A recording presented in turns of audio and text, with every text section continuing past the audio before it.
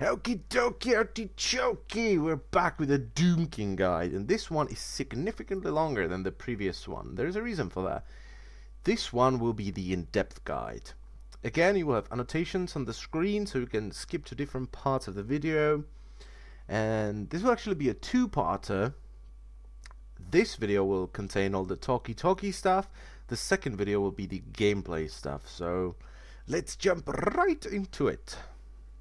So in the first part of the video, I'm going to talk about stats, reforging, priorities, and why do we actually want certain stats. So if you open the character info, you can see my item level is fairly high. It could be higher, but I have Relic of Yulon. If you ever wondered why this trinket is so much more expensive than the other ones, just Google it, alright?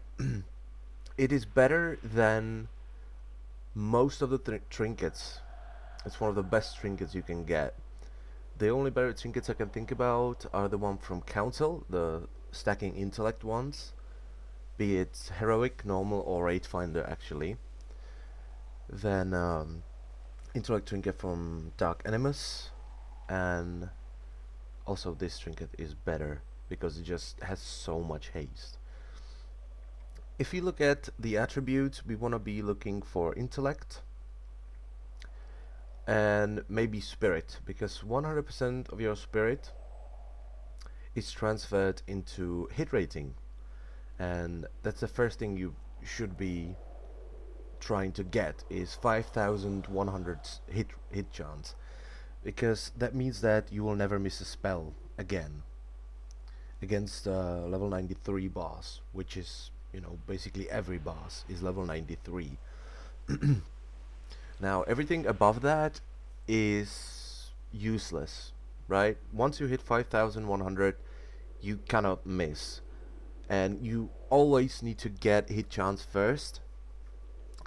Some people don't, and that creates really bad situations for you. When you fire off Star Surge while you're like under cooldowns and stuff, and the Star Surge misses, that potentially, that's like 500,000 damage that you just missed. That's how hard Star Surge crits. Also, when you're trying to refresh dots and one of them misses, it's really annoying. So get 15% hit, it's 5100. Intellect, strongest attribute, of course, gives you spell power. The only thing aside from your weapon that gives spell power and crit chance. Crit is really good for balanced druids. Haste, you should be aiming to get about 5300 haste. I'm not going to tell you the entire number, but 5300 is fine. Now, a lot of people that think that that's the first haste breakpoint, it's actually not. It's much higher than that. But when we transfer into Moonkin form, we get some haste, which helps, and when we enter an eclipse, we get a buff called Nature's Grace, which increases our haste by 15%. And when we have this buff, that's when we get the haste breakpoint. So that's why refreshing dots out of an eclipse is really bad, and you should be aiming to try and refresh your dots either right as you enter an eclipse or as you're about to leave eclipse, like one cast away from leaving an eclipse. Mana regen doesn't matter, combat regen doesn't matter. Every time you enter an eclipse, you get 105,000 mana, I think it is. So mana is not problem for you. Crit is our strongest stat after we get 5300 haste. After we get the first haste cap, crit is just so much better. And I'm gonna tell you why, because a lot of people don't know it. Of course, big flashy numbers are good, but if we take a look at our spellbook and hover over shooting stars, we see that we have 30% chance when we deal damage with dots, when we crit with dots, I'm sorry, right? We get an instant Star Surge. Star Surges are awesome. That's why the Latian trinket is so much better than most of the trinkets, because with that trinket what you can do is when the trinket procs, you can refresh your dots and they'll be critting their entire duration, and then it will just like go crazy. It will start firing one star surge after another. That's why the trinket is really good. But that's not everything. If you crit with Starfire, you add one tick to your existing Moonfire on the target. If you crit with Wrath, you add one additional tick to Sunfire, so you don't need to refresh them as often. But when you crit with Star Surge, you add tick to both. So what happens is this beautiful synergy of your dots critting, proccing Star Surges, then your Star Surges critting, and adding another tick to both of the dots. So that's really, really good. That's why I wanted the Lation Trinket really bad, and I got the Raid Finder one, which doesn't proc an awful lot. I had instances like the Trinket proccing after like 6 minutes of the fight, and that's just useless, so that's why I have the Relic. Thank God I saved it. 13,000 for this. Oh my god, so good. So it's about that. Mastery is generally okay, right? It's better if you have the haste breakpoint and you can't get crit. You want to get mastery because it increases the damage from an eclipse. But since you're not in eclipse all the time, you do not benefit from it too much. So basically, get crit or get hit. This is the first thing. If you have hit, get 5,000 haste, 5,300 haste, then get crit. And after that, if you can't get crit, get mastery. Those are the attributes. And that's about it. So I'm gonna move on to the spell explanation and stuff like that. So this part of the video will be about all the spells that you have, and I'm actually kinda surprised that Balanced Druid are doing as much damage as they are currently, and at the same time have so much utility. So I'm just gonna go over the action bar that I have. Soothe, you're not gonna be using that an awful lot. It dispels an enrage effect. Meh, not very useful. Our buff, it's a buff. Astral Communion is a spell that I like very much so, and a lot of people are actually either misusing it or not using it as much as they should. A lot of people think about Astral Communion as okay, I'm gonna get ready for the pull, and that's about it, right? I want to be one cast away from Lunar Eclipse, and that's it for me. This spell will never get used again. It's not true. You can use this spell in so many beautiful ways. When I think about the bosses, the first boss that comes into mind is actually Empress, the last boss of Art of Fear. When she's about to emerge from the cocoon and start fighting you again, you can use Astral Communion to get yourself back right here, one cast away from Lunar, and open again with all your cooldowns and do as much damage as you can. Same thing with Lei Shen, actually, the last boss of Throne of Thunder normal. In the transition phases, you can use Astral Communion to get yourself back right here, and from an experience, you know, from many vibes there, it's very easy to figure out what you can do. So after every transition phase, your cooldowns are going to be back up, so you can get yourself back in here and just open and do ridiculous damage again. So you can do it 3 times. You can have perfect opening 3 times on Lei Shen with all the cooldowns, and with you starting one cast away from Lunar Eclipse. Or fights like, let's think about, say, Magira. Not as useful, but when you kill one of the heads, before the other head emerges, you can use it to just get that, you know, those few points somewhere, right? So you can have better opening on the next head. Or fights like Iron Quan, when he's on his last dog, and he throws the slowing spear. He shields himself. This happens quite a lot.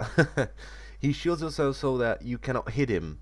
And if you want to hit him, you have to run over like the fissure on the ground. Just stand still and use Astral Communion to get yourself somewhere, right?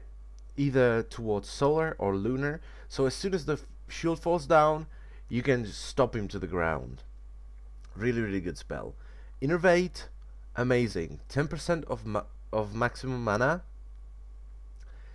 You should be using this as much as possible. As soon as one of your healers drops below 80% mana, you should just cast it on him and use it as much as you can. Cyclone, not good, really. I haven't been using it at all. Maybe someone can tell you that it's useful somewhere, but Bar Skin. Oh my god, use Bar Skin. I have it on middle mouse button actually. I have it on the wheel. Why? Because it's awesome. For 12 seconds you cannot suffer spell pushback. So you can cast freely if you're taking damage. It reduces damage taken by 20%. It lasts 12 seconds. It's really good. And it has only a minute cooldown. So help your healers. If you know you're about to take a lot of damage, use Bar Skin. People bot. What? Mighty Bash. You could use this as an interrupt. The one problem with Boomkin is you don't have enough lot of interrupt. You're not a reliable interrupter. You could be interrupting, let's say, Dinomancer on Horidon with Solar Beam, but that's about it. That's what I'm actually doing on Horidon. I'm not interrupting any of the other mobs. I'm just keeping an eye on the Dinomancer so that he doesn't use the mending on the boss. Remove corruption. In fights like Horidon, you're the guy that's going to be dispelling everyone on the 2nd and the 4th gate. From the poison bolt volleys and from the crazy curses that cause you to inflict damage to yourself when you use abilities. And you should be doing it a cooldown. That's why I like Grid, because what I have enabled is every single thing that I can dispel is shown in the middle, plus rejuvenation. And that works. I like it that way. Tranquility is an incredibly strong cooldown. It's just save your raid button. But a lot of people like to use Tranquility when your raid took horrendous damage. I don't like to use it that way. I like to pre-plan it, right? I like to cast the Tranquility before the damage becomes the problem. So, very recent fight, we did Jinrock Heroic. We killed him. And the way I did it was I knew the storm is about to come, the lightning storm. As soon as everyone grouped up, at least a bit, I started casting Tranquility.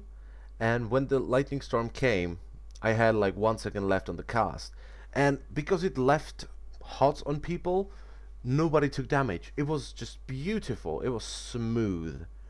So think about when to cast Tranquility, because you need to stand still for a long time. And that's usually not an option in most cases.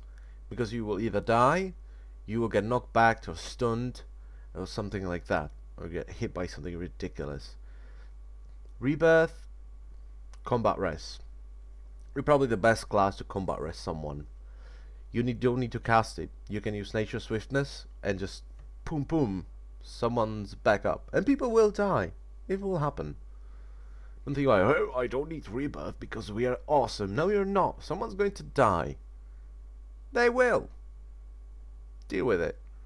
Get ready for it. Get used to using it. Revive. It's a res.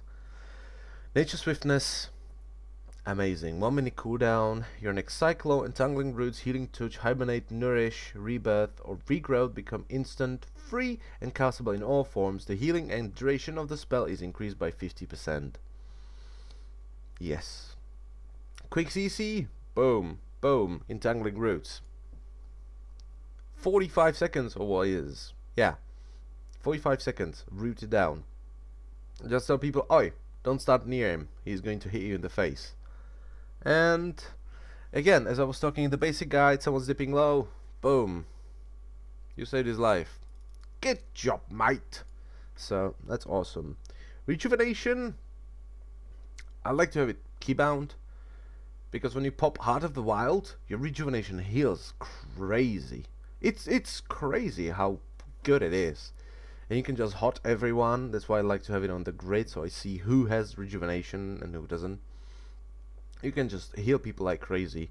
Healing Touch, you should not be casting Healing Touch. Like slow casting Healing Touch, there is a reason why people call it Healing Touch. Because it's so long. Look at this. Oh my god, oh, I'm still casting. Oh, yes, I did it. I casted it. So long. You don't have time for that. That just screws up your DPS. Even like if the tank is dying and you know that the DPS isn't needed, you might want to help healers, but most of the time, in general, if you don't have a Heart of the Wild on, you should not be casting Healing Touch. Maybe with Nature Swiftness, yes. Instant, yes. But if you don't have Heart of the Wild, actually casting, hard casting, as it's called, Healing Touch, not good. Entangling Roots. Root something in place for 30 seconds. You can't damage them, but if you need to CC something like Leishi, let's take another raid boss, because that's what I know the best out of the game, because I'm a raider. Leishi, the Entangling Roots are awesome. When the elementals come, you just read them and tell people, oh, you don't stand near it, he's going to kill you. And they just, you know, walk away from me. And 30 seconds, that's more than enough time to kill anything, basically. Stampeding Roar, awesome. You can just screw so many possibilities over. Fight that comes to mind is the second boss in Heart of Fear. Blade Lord Talyak? No. I don't know what he's called, but it's second boss. Heart of Fear Heroic. He has an ability where he pulls everyone to him, starts casting insanely damaging Blade Storm, and you have to run away from him, but there are also winds bringing you back to him, just pulling you back. If you have two Druids, that ability might as well not be there, because you can rotate Stampeding Roar, and you just screw that ability, right? It's 10 yards radius, you can increase it with a glyph, and 60% movement speed increased for 8 seconds, and it removes all roots and snares. Amazing. It's just amazing. This is your oh shit button if you know you're about to die, right? It's a situation of, okay, I cannot do DPS because I will die, and I'm sure that I will die. You can press this. It throws you in a bad form. That's why you can't do any damage. Nature's Grasp, not very useful. It's just not. On Art Fight, like Horidon, if something's chasing you, just pop this and run away. It's going to hit you, get rooted, tank and pick it up. Fairy Fire, meh. I don't use it. I think you could. No. There is just no way. If your raid doesn't have the weakened just Sunder Armor debuff, then you might use it. But I just can't think about composition that would not have Fairy Fire. And be sensible, that is. You are going to be using it when you have Fairy Swarm, because it decreases the speed. As I was talking about fights like Tortoise, you can slow down the turtles with it. Really good. Sunfire, Moonfire, your dots. Keep them. The general idea is keep your dots on the target all the times, but that's not quite true, right?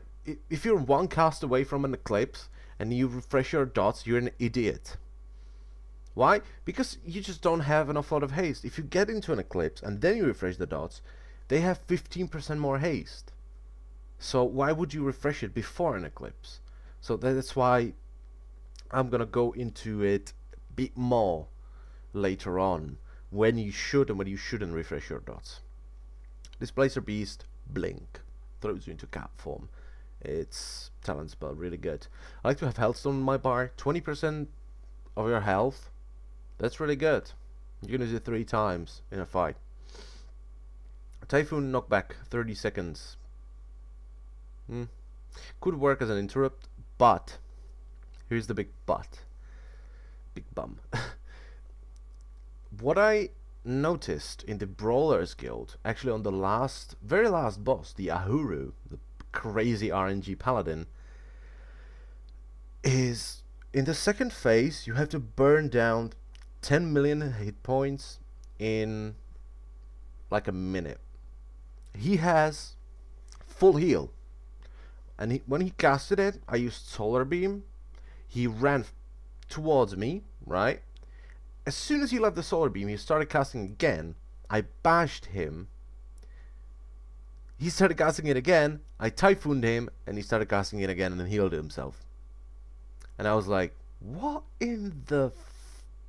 what? So knockbacks are not as good for interrupting as you might think. Sometimes the game just derps out and they start casting what they were casting again right as they land. Mushrooms for Boomkin, they do a lot of damage if you can pre-plant them and you are in solar eclipse. Yes, if you can pre-plant them, if you know they're gonna be dudes on right there and you just want to get in there because I don't know why, you can do just 1, 2, 3, and as soon as they spawn you just get into an eclipse and bam, fire them off. But otherwise no, just hurricane or dot multi-target, right? So don't just AoE just with mushrooms. It's really, really bad. If you can pre-plant them, fine. If you can't, just don't do it. Celestial Alignment, really strong cooldown. It gives you both eclipses at the same time, and right now with my current gear, it increases the damage by 37%. Yeah, it just throws you right in the middle to 0. So you need to think about what you do. Usually you want to start 1 cast away from Lunar, cast from Wrath, and then 5 Starfires, and then blow Celestial Alignment. If you have Incarnation, that's what you need to do. That's what you need to do, because it works in a way that when you cast 1 Wrath and blow Incarnation when you hit Lunar, if you cast 5 Starfires, you will have just enough time, because it lasts for what, 15 seconds? Yes. As you hit 0, you'll have 15 seconds of your Incarnation left. So you blow this and you're God. You're gonna stomp everything to the freaking ground, right? It also causes your dots to apply both of them. So if you Moonfire something, you're gonna get both dots on the target, which is beautiful for fights like Council. Right, you just blow Celestial Alignment, that's 4 global cooldowns, and you have double dotted everything instead of like 8 global cooldowns. So it's good. It also refreshes your Starfall cooldown, and it does not consume global cooldown. So I macroed Starfall with it. So when I press Celestial Alignment, I immediately cast Starfall, which is not the best thing you can do, but I think it's not that big of a deal when you know,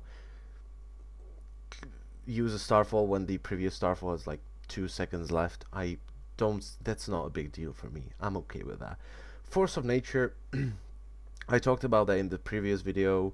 If you want to know more, just watch the previous video, because it's a really good cooldown.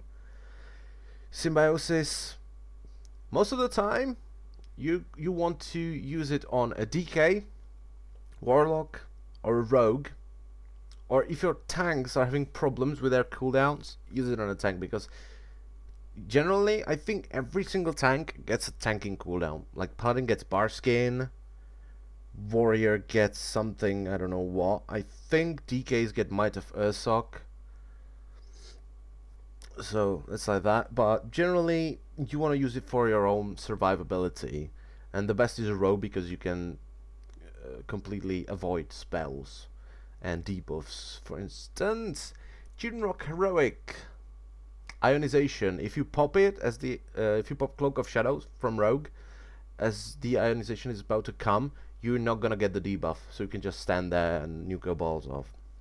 Starfall. You should be using this every time you have it. So, I've been interrupted, so let's resume. Starfall. It causes stars to fall down in 40-yard radius. It refreshes every time you enter a lunar eclipse, and if you have one target, you will have 10 stars. Right, 10 stars will fall down and damage the target. If you have 2 targets or 2 or more, you're gonna get 20 stars. But that's the maximum. And they're fairly random. If you get stunned, they stop falling. They stop falling. But if you get out of the stun, they will start again. And they're completely random. If you have like 5 targets, there is a possibility that all the stars, like 10 stars will hit one, 10 stars will hit the second, and the 3 will not get hit. But it's really low. They fixed it. It used to be way more derpy than this. It's actually pretty good now. Hurricane, point and click AoE. If you're in Solar Eclipse, Hurricane is just the best way to AoE a lot of mobs. If your tank is getting like ground down by a lot of mobs, for instance like Bats on Tortoise, you want to use Astro Storm because it increases the time between attacks by 20% of everything that's hit, like every enemy. So this is basically a tank cooldown, right? So you want to use this when your tanks are getting really pounded by many ads. Solar Beam, 1 minute cooldown. That's the big problem with it. It just silences everything, and while they're underneath the Solar Beam, they will be silenced, and it lasts 8 seconds, but it's not as good as you might think it is, because a lot of bosses, if you interrupt something with this, most of the ads or like monsters and stuff like that, they can cast while they're underneath it, which is just stupid. Star Surge is awesome. It's amazing. It's our biggest nuke. You should be casting every time it's off of cooldown. Starfire, you use that to get from lunar to solar, and Wrath, you get that to get from solar to lunar. And that's pretty much everything about the spells, so I'll be right back. So now we're gonna look at our kinda what you need to focus on during the fight. So we're gonna open standard. See all the procs, we're gonna fire the Trians. And this is what you need to be kind of focusing about, not the actual rotation, right? You need to learn the rotation so you can do it pretty much blind. That's the best you can do. And then just try to get some tweaks. I cannot cast another Starfire, so I'm not gonna. I'm just gonna refresh the dots so I have them big and meaty. I'm not gonna refresh the dots because they're much stronger, and that's what it comes down to. Remembering what procs your dots and what cooldowns you had when you did that. So as you can see, this is about to fall off, but I'm not going to refresh them. I'm just not. I want to get into lunar and fire my Starfire. Go for that. We have 1 proc. There's a second proc, so I'm going to fire up the Trians. There's a third proc and refresh the dots again, because now they're much stronger. They have Bloodlust, they have that cooldown, or that trinket, that trinket. Now this proc, I'm not going to refresh them. And my panda disappeared. Doesn't matter. This is the basic idea. You need to just remember, okay, these dots are really strong.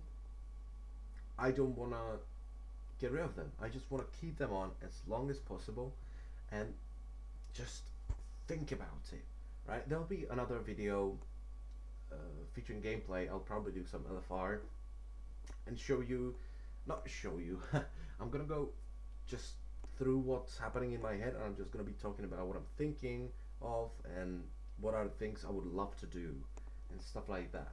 But this concludes the in-depth guide. I hope it was helpful. I think it was, but I cannot be sure, so you can always tell me in the comments. And yeah, that's about it. And click the like and subscribe button, because that's what the cool kids do. Yes, you want to be the cool kid, right? So thank you for watching. Bye bye.